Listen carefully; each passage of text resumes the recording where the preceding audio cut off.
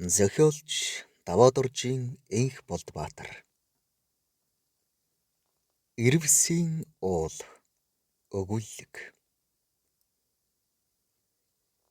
Хяр орчмын сэрвэн байцад налж ургасан өвгөн шинс модны ганцхан тал руугаа хийсэн буй дээлмэт ханаран багширсан өвтгөн саглагар мөчир дунд цээжээ хүржигнүүлэн хэвтээд мануул чон хүн ч юм уу баавгайд гомдож түүнийг бүр үхтлээ жигшин үзэн ядаж болох боловч их нутаг эзэмшил газартаа голоон гонсойтл гомдлоо гэх хэн нэгний тухай хэзээ нэгэн цагт дуулж сонсож байсан билүү хэмээн бодол болон буй хөгшин ирвэс өмнөө цэлих элчил хязгаар нь мэдэгдэхгүй их талын цаадтай байгааг нь л сайн мэдэж буй олон жилийн өмнө хуланц өвгийнх нь орхин нүүж ирсэн ирвсийн уул хэмээх тэр үржил шимт нутгийн тухай бодож аваа. Баг залуудаа тэрбээр тэрхүү 10 өдөрчийн газарт бодон дундаас сүмэлзэн байдаг уулыг яг энэ шинс модны мөчир дээрээс бишгүйдээ нэг харж байсан болохоор хэдийгээр хараан гүйцхээ болсон ч гэлээ бараг цагаар аль зүгт байгааг нь мэдж байсан хэрэгэ. Тэр үед шинэс модж өөртөө нь адилхан залуу байжтэй.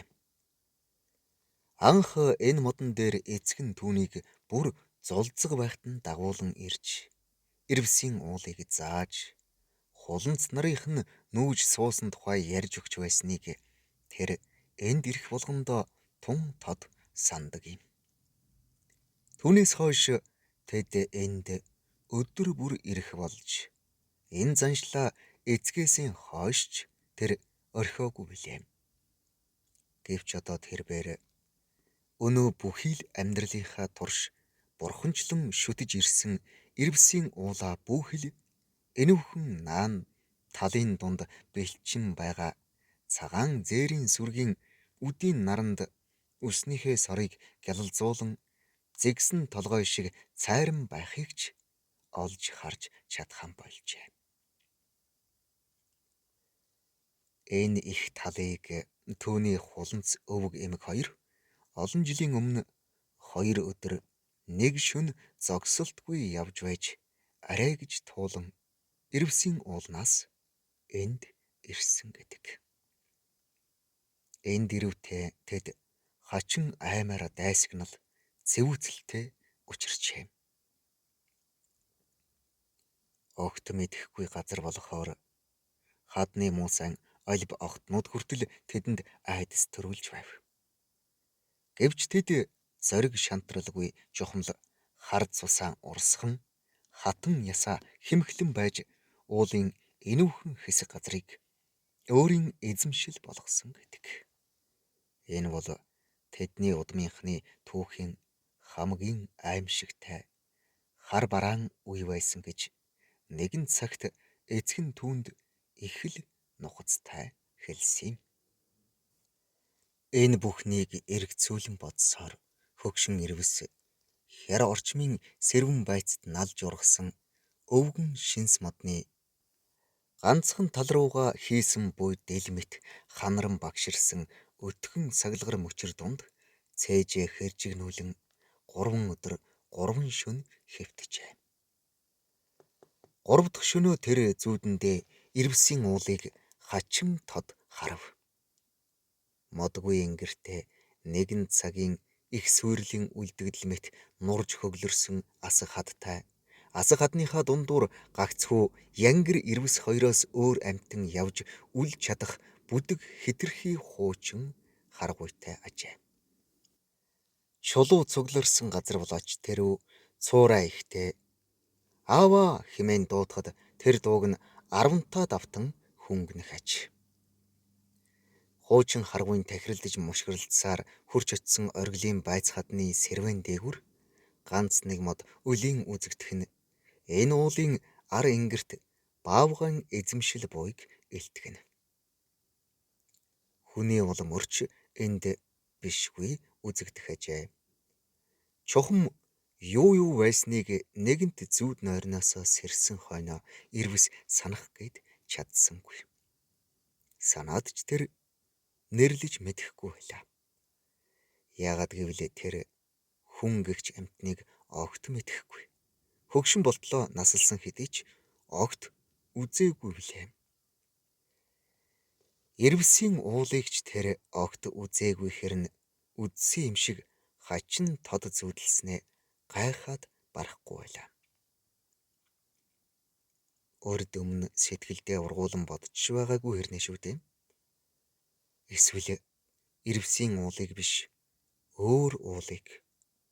Өөрийнхөө хизээ нэгэн цагт очиж харж байсан газар орныг тийхүү зүйдлвүү хэмээн тэр их л хачирхан бодоод.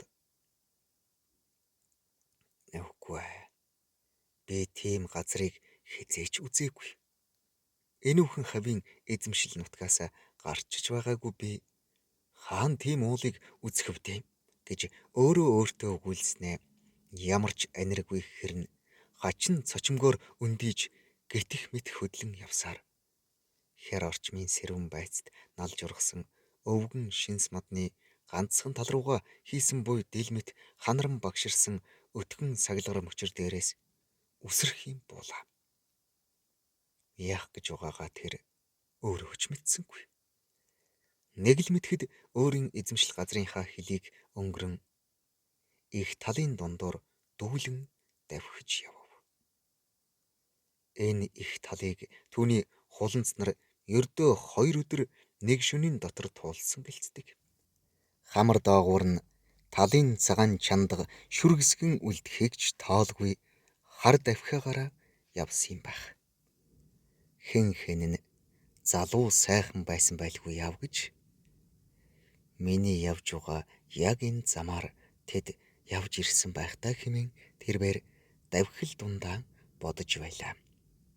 Гэвч үнэндээ түүний явж байгаагаас зүүнтэй 200-аад алхмын тэр тээгүүр түүний хуланц өвөг эмэг хоёр олон жилийн өмнө зөрж өнгөрснийг тэр хэрхэн мэдэх билээ. Бүтэн өдөр шөнө яваад тэр нэгэн их гүнзгий жалган ирмэгт тулжээ. Ийм юм байна чинээ санаагүй явсан болооч тэрв золтойл тэр жалга руу унаж осолдсонгүй. Санаагүй байх нь аргачгүй юм. Учир нь энэ жалгын тухай хэд хэдэн үеийн туршид хэнч яриагүй юм. Хуланц нар нь магадгүй үр зулцгнуудаа ярихаа мартсан байж болох юм. Ярьсан ч тэд нь тоогоогүй ч юм билүү. Эсвэл тэд өөр замаар явж ирсэн байгаад тэдний замд энэ жалга үнэхээр таараагүй ч байж болно. Жалга хэтэрхий гүн байсан болохоор тэр дотор нь орчихвол гарч чадахгүй болчих болов хэмээн түгшин бодоод удтал эргэцүүлсний эцэст харайхаар шийдэв. Хэрвээ залуу хүч тэнхээтэйсэн бол тэр ингэтэл удаан бодож тээнэгэлзэхгүйгээр шууд л харайх байсан юм. Харамсалтай нь тийм биш болохоор тэр айж байлаа. Гэсэн ч харайв. Харайхын дээдэр харайв. Харайхын дээдэр харайсан болохоор тэр жалгын нөгөө ирэг дээр ажиг сэжиггүй гიშгэлээ. Тэнгэр минь. Хизээж тэр жалган дээгүр харайсныхаа төлөө ингэтэл баярлаж байсангүй. Харин олон жилийн өмнө түүний хуланц нар энэ жалган дээгүр огтхонч торлгүй харайлдан гараад цааш хоромч зогсолгүй дүүлэн одохдоо хоёр нүдийг харан хуйлж зүрхийн дэлсүүлэн цээжийн боомлон давчдуулсан аимшигтай их гуниг харуулсалд автаад золтойл харуулдан унтчгалгүй явсан юм. Учир нь тэд ирвсийн уулнаас улам бүр холдож явсан агаад энэхүү жалга тэдний замыг үрд хаан нэг мөсөн эргэлт буцалтгүй болгож орхих мэт гүн сэтгэгдэл төрүүлсэн хэрэг.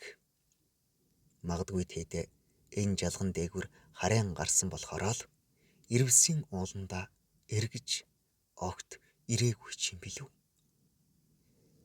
Энэ л ёсороо жалга түүнийг ирвсийн уулан талд гаргажээ. Зүүдэндээ үтсэн тэр газар ирвсийн уул мөн байв. Энд зүүдэлж байх үед зүүдэнд нь чухам орсон эсхийг огт санахгүй нэгэн зүйл байсан нь түүний анир андахгүй сонорт даанч тод дуулдах булгийн хоржгонсон чимээ байлаа. Энэ чимээ түүнд ямар нэгнийг сануулгах гээд гоё юм шиг санагдсанд тэр мэл гайхаж хоцров.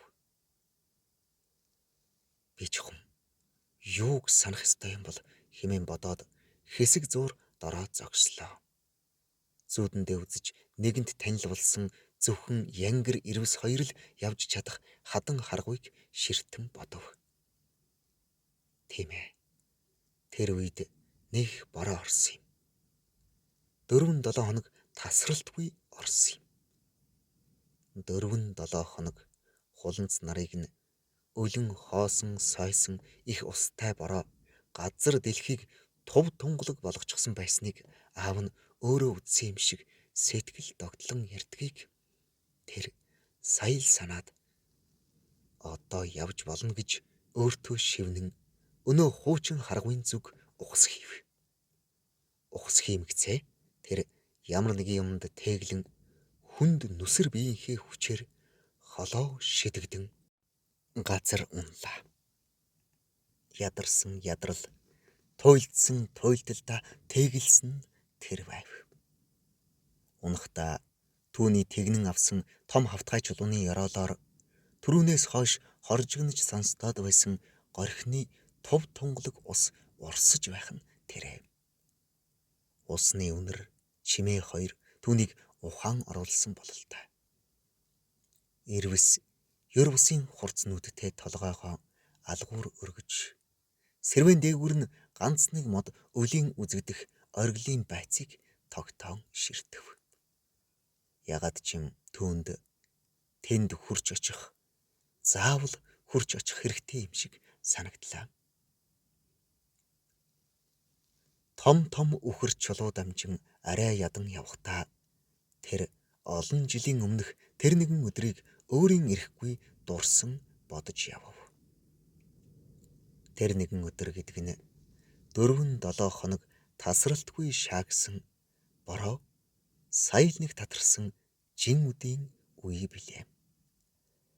Борооны сүүлчийн дусалтай уралдах шахам хадан хонгил оромжноосоо үсрэн гарч ирсэн энэ уулын эздгэгдэх 4-7 хоногийн турш хилэн дээрээ юу ч тавиагүй эрэм ирвс хад чулуугч болов хагчж хэмгчин идэхэд бэлэн болсон байж билээ. Гэвч удтал ан хайж хэрэм бэдэрсэн тэд үдшийн бүрэнхий унах дөхөөд байхад хадны хулганч барьж чадаагүйдээ уурсан догширч бийсээ хэмлэх шахам хилгэнсэн амтд идүүгээ түүний зарим бэдэрч яваа тэр оргилийн байцын орчимд ирсэн юм. Яг энэ үед чулууны ирмэг эмтчин гიშглэх туурайт амтны хөлийн чимээ тов тодхон дуулдав. Өлсөглөн араатнууд хар ирэм бие хумын хурааж хадны үед суурдас доторч багтахаар болон миран нуугдаж нэгэнт өөрсөд рүү нь ирж яваа тэр золгүй амтныг хүлээн хэвдлээ. Харгуй нэгэнт өөр тийшээ салаалаагүй болохоор энэ амтан сарьсан хоншоорынхан дэргэд гიშгэхтэй л гიშгэнэ гэдгийг тэд сайн мэдж байлаа. Тэгээд ч энэ харгуйгаар янгэр ирвс хоёроос өөр амтан явж чаддгүй болохоор ирж байгаа амтан бол янгэр гэдгийг ч бас сайн мэдж байсан юм. Хадигч хазан идэхээс буцхааргүй болчихсон хэрнээ өнөө хоёр араатан байдгаараа хураан хумсан биен дээгүр нь гიშгэх шахам ойрхон ирсэн янгэр лөө улангасан дайрсангүй. Тэрч бүхэл цочоож халтруулан осолдуулахгүй гэсэн шиг огтхон ч хөдлөлгүй хэвтсээр өнгөрөөжээ. Учир нь тэр янгэр байгалийнхаа зөнгөөр эдсийн замдаа очих гэж зогсоолоо зорин яваа өтөл амьтан байсан юм. Энэ бол чи бидэнд заяасан агуу их зөм бэлэг юм гэж аав нь түүнд энэ түүхийг ярьж өгөх болгондоо өгүүлдэгсэн. Харин энэ удаа тэрбээр яг л олон жилийн өмнө зогсоолоо зорин явсан тэр янгэр шиг ирвэсийн уулын ориглын байц зорин явж байна. Яах гэж яваагаа тэр өөрөө ч мэдэхгүй байлаа. Янгрийг тэр жил хуланцнар нь барьж идэгүйтэй адил өөрийн өөрөөс нь хэд дахин илүү хүчтэй араатнууд бас л агуу их зөм бэлгийнхээ хүчээр нэгүүлсэн өнгөрөөсөөр байгаа ч юм билүү хэмээн тэрбээр бодож аваа. Оргилын байц дөхөх тусам олон жилийн өмнө энэ харгуугаар явж асан тэр янгэр зогсоолдоо хүрч чадаагүй нь бодогдон сэтгэлийн зовоож эхэллээ. Хууланц нарынхан дэрэгдүр өнгөрөөд ердөө хэдхэн алгасан өнөө янгэр тас хийсэн нэгэн аимшигтай дуу уул хадыг нураан алдан цуурайлсантай хамт хэдэнтэй дайвагнан байснаа хавцлын гүн рүү унсан гэдэг. Өтлийн янгрыг өршөөн өнгөрүүлсэн өлсгөлэн ирвсүүдийн хувьд энэ аллага санаанд багтамгүй харгас байсан юм.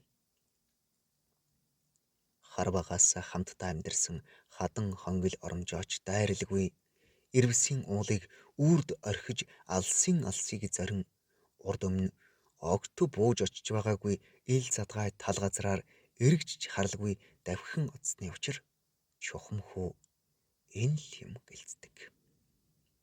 Мэдээж айсан л үз.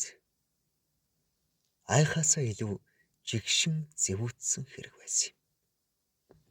Учир нь ирвсүүд агуу их зөм бэлэгтэй амьтад хэмээн бодож гүйцээгүй байхдаа шахам тэр хажуу бөөрнөөс нь нэгэн хачин аймаар хүч дөрвөн хөлийн төөрч гიშгтэл дэлсхийг мэтрэв. Өвдсөндөө болоод орилн дуун алдахаар амаа ангаалгахын зуурт энэ уулын чулуу болгон дээр ойсон аянга цахиж тэнгэр хагарахтай адил их чимээг сонсож амжлаа. Олон жилийн өмнө зогсоолоон зарж явсан өтөл янгрыг хавцал руу унгасан харгас дуу оргилын байцад хүрэн алдаж явсан хөгшин ирвсийг мөн л тийшээ ховхсорон унгахыг харсан 160-аад настай хос хэрэг цочин дэрхих мөртөө хавцлын чулуу таншин унаж яваа ирвсийн чанх дээгүүр хоёронтоо эргэлдээд алсын алсад харлан харагдах их улсын зүг хумгүй нисэн одов. Тэд ч бас агуу их зөм бэлэгтэй ажээ. Зохиолч Даваадоржийн Энх Болд Баатар, уншсан Эрхэнбаярын Баттарж.